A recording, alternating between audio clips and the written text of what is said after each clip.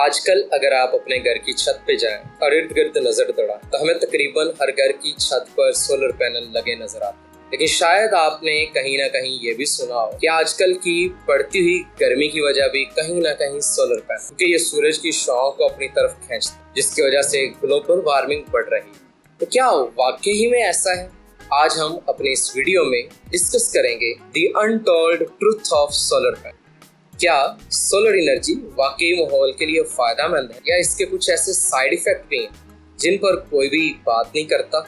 Solar panel basically एक ऐसी device है जो बगैर किसी किस्म का धुआं दिए डायरेक्ट सूरज की रोशनी को बिजली में कन्वर्ट कर, यानी सोलर पैनल किसी भी किस्म की कोई हार्मफुल गैस जैसे कार्बन डाइऑक्साइड, कार्बन मोनोऑक्साइड या मीथेन वगैरह को रिलीज नहीं करते और बिजली को पैदा करने का एक सोर्स। इस तरह तकरीबन एक सोलर पैनल हजारों किलोग्राम कार्बन डाइऑक्साइड को एटमॉस्फेयर में जाने से रोकता है। यह हमें फॉसिल फ्यूल्स जैसे कि कोयला और तेल पर डिपेंडेंस से बचाता है, जो कि ग्लोबल वार्मिंग के सबसे बड़े मुजरिम। दुनिया के कई ममालिक सोलर पावर में अरबों डॉलर्स की सरमायाकारी कर चुके हैं और मजीद कर रहे हैं। जैसे कि हाल ही में चाइना ने स्पेस में सोलर एनर्जी पैदा करके वायरलेसली जमीन तक पहुंचाने के प्रोजेक्ट पर काम शुरू किया है, और इसी तरह रूस के साथ मिलकर चांद की सतह पर सोलर पावर प्रोजेक्ट पर भी काम करने के लिए हिकमत अमली कर रहा है, क्योंकि ये सस्ता, काबिले एतमाद और रीन्यूएबल सोर्स ऑफ एनर्जी है और ये तकरीबन 25 से 30 साल तक बिजली देता रहता है। लेकिन यहाँ तस्वीर का एक दूसरा रुख भी। सोलर पैनल बनाने के लिए रेयर मेटल्स जैसे कि लिथियम, सिल्वर, सिलिकॉन वगैरह निकालने पड़ते हैं, जिनकी माइनिंग से माहौल को शदीद नुकसान पहुंचता है। फिर इनकी मैन्युफैक्चरिंग जिन फैक्ट्रीज में होती है वो ज्यादातर कोल एनर्जी इस्तेमाल करती है, यानी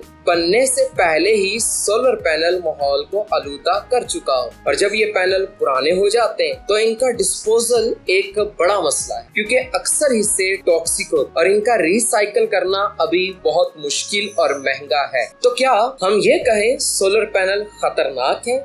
नहीं, बिल्कुल नहीं। एक रिसर्च के मुताबिक एक सोलर पैनल जितना कार्बन डाइऑक्साइड बनाते वक्त खारिज करता है वो सिर्फ 2 से 3 साल में इस्तेमाल के दौरान कवर कर देता है, और बाकी के 20 से 25 साल वो सिर्फ साफ बिजली पैदा करता है। अगर हम सोलर पैनल को साफ तरीके से बनाएं, इनकी रिसाइकलिंग का निजाम बेहतर कर सकते और इन्हें अपने घरों की छतों पर लगाएं, तो वाकई ही में ये क्लाइमेट चेंज के खिलाफ एक ताकतवर हथियार बन सकते हैं।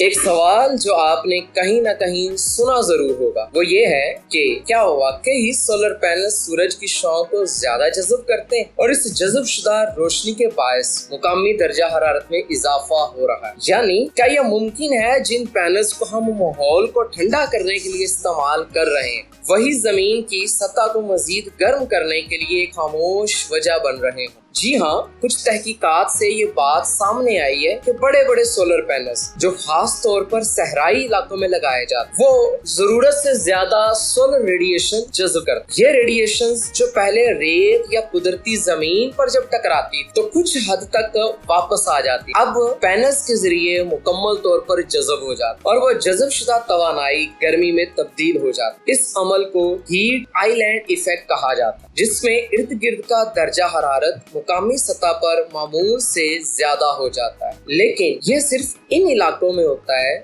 जहां बहुत ज्यादा और बहुत बड़े सोलर फार्म लगे हो, जैसे नेवाडा, एरिजोना या सहरा वगैरह। आम घरों या छतों पर लगे सोलर पैनल से ये असर ना होने के बराबर होता है। और ये बात भी इंतहाई अहम है कि अगर हम साफ तवानाई के फायदे और फॉसिल फ्यूल्स के नुकसानात का मुआवजा करें तो सोलर पैनल्स का ये गर्मी का असर इंतहाई ज्यादा कम और काबिले बर्दाश्त होता है। इस सारी गुफ्तगू का खुलासा ये है कि सोलर पैनल परफेक्ट नहीं, लेकिन वो जरूरी। अगर हम इन्हें शाउर के साथ इस्तेमाल तो वो मुश्किल का हल बन सकते हैं, नया मसला नहीं। हमें सिर्फ ये सीखना है कि इस टेक्नोलॉजी को स्मार्ट और बेहतर तरीके से इस्तेमाल कैसे किया जाए, और यही है आज की वीडियो का सबसे अहम पैगाम। मजीद आप सबसे गुजारिश है कि ग्लोबल वार्मिंग के बढ़ते हुए इस नुकसान को रोकने के लिए आप ज्यादा से ज्यादा दरख्त जरूर लगाएं। शुक्रिया।